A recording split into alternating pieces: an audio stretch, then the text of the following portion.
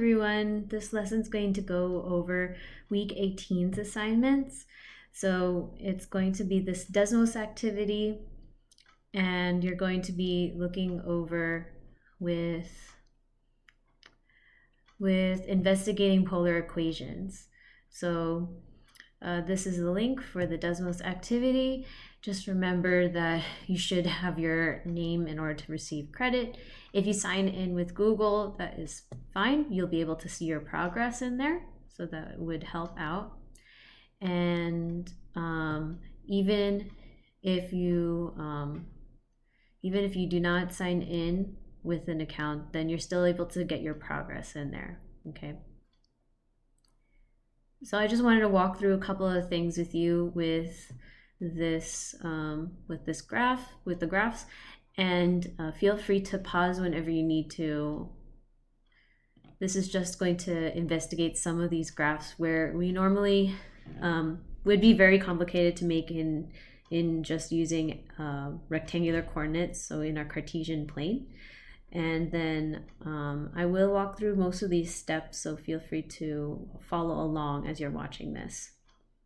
So one example of where polar equations can be a lot easier to graph certain things is that this could graph a circle very easily. If you just have this, you can just adjust the slider here. R is the radius, and that right now it's set to r equals 1, so the radius is 1.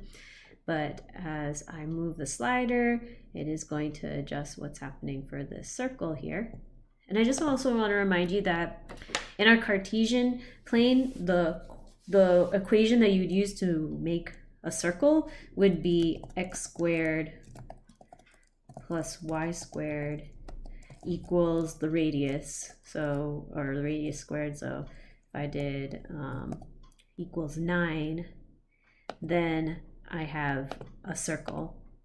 But this one is in a polar form, so you could also get the same exact circle with that. Okay, you are going to write out, if you have r equals k, where k can be any real number, what is that creating? You write out your response in there. I think you would see what's happening there. Okay, so polar equations, they have a lot of other forms too. So you were really just investigating all of these different kinds of equations. And this is one form, one type of polar equation. You have to adjust the k value, make note what it does to the spiral, and then also the n value. What exactly is that doing? So here's k is set to 0 first, and I want to make the spiral match the purple dotted one here. So just adjust your slider as you need to. You may notice something going on as k gets larger here. I'm going to go back to 0 here. Something is happening if I go less than 0. So notice a change in there. From what I'm noticing, as k is larger, as k is increasing and it's in the positive region, positive values, I do notice that the spiral is getting wider. And then as it's going into the negatives, it's kind of going inside of itself. Okay. If you put it back to 0, then you can now just adjust n and see what happens there. So as n is changing here, there's a lot going on here actually. So it looks like, from what I'm seeing here, is that n is making a more constricted spiral around in here. And if n is 0, then it's just gone completely. So I'm going to put that back to 1. Okay, and I want to see if I can adjust k so that I can make this go onto the dotted one here. And another thing I may notice about with k is that it is, I'm noticing that this end over here is actually following along the same distance away from the origin right here. So if I could have made a point over here, this is a negative 2.3 for k, and maybe from what I'm seeing here, if I put it at k is -2, it's actually showing that it's stopping right here at -2 along the x-axis. So I'm going to think that if I put k is -4, that end is going to land right where I want it to for the start of the dotted line. So I'll put in for -4, and yep, it's correct over here. So then I'm just going to keep on adjusting this over and over, and I'm going to let you do that.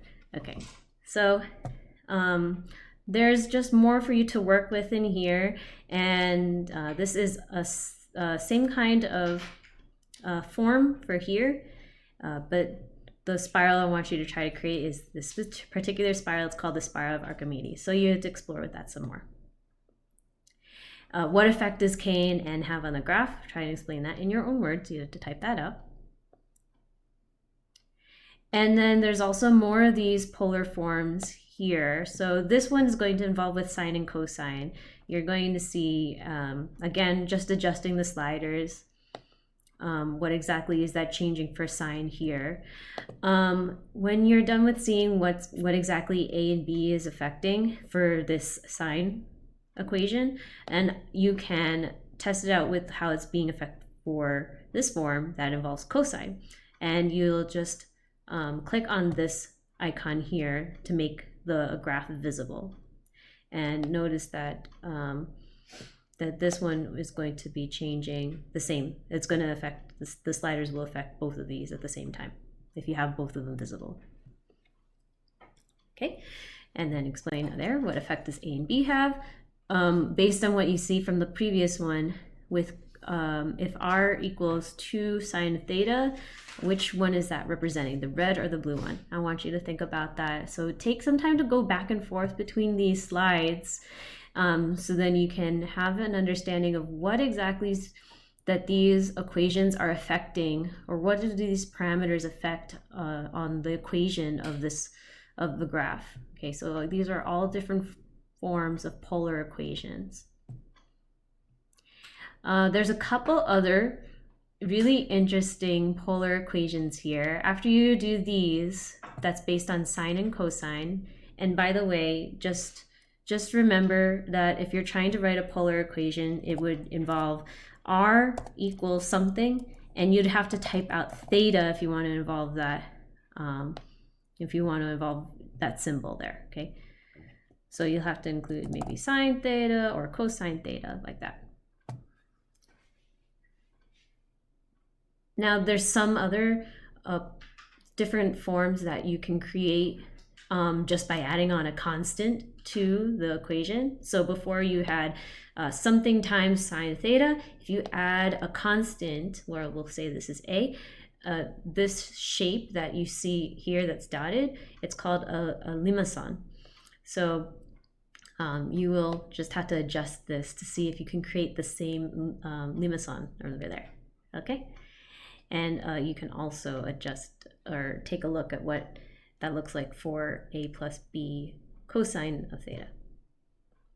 Same idea, these are all different shapes, the same form here, but they are going to create different shapes here. So I want you to notice what kind of values does A have to have, or what values does B have to have in order to make that specific type of shape. So that one was, they're all different kinds of limasons. So this is a dimpled limason, a convex limason, and this is a cardioid. So that's another type of shape that you get in here too. Okay. Please explain what effects that A and B has on each of those graphs. Again, you do not have to click any kind of submit button. You just need to make sure that you've given your name to give credit. This last one is called a rose curve, so you get to explore what exactly happens there. And it's of the form A times sine of n times theta. So some number times theta. It's going to have some sort of multiple of there. Okay. You can explore with that. Try to make it fit into this dotted curve here. Okay, so and then you can also give me feedback on what you thought of this activity. Hopefully that is giving you some idea of what polar equations can do. And then that would be the end for the first assignment. The second assignment, I'll give more examples of what's going on for that one, but you will have to create some sort of design that involves polar equations. So you'll get a chance to be creative, and you can use Desmos to come up with whatever kind of polar graph to use, and you have to make sure to identify that type of polar graph that you're using in there.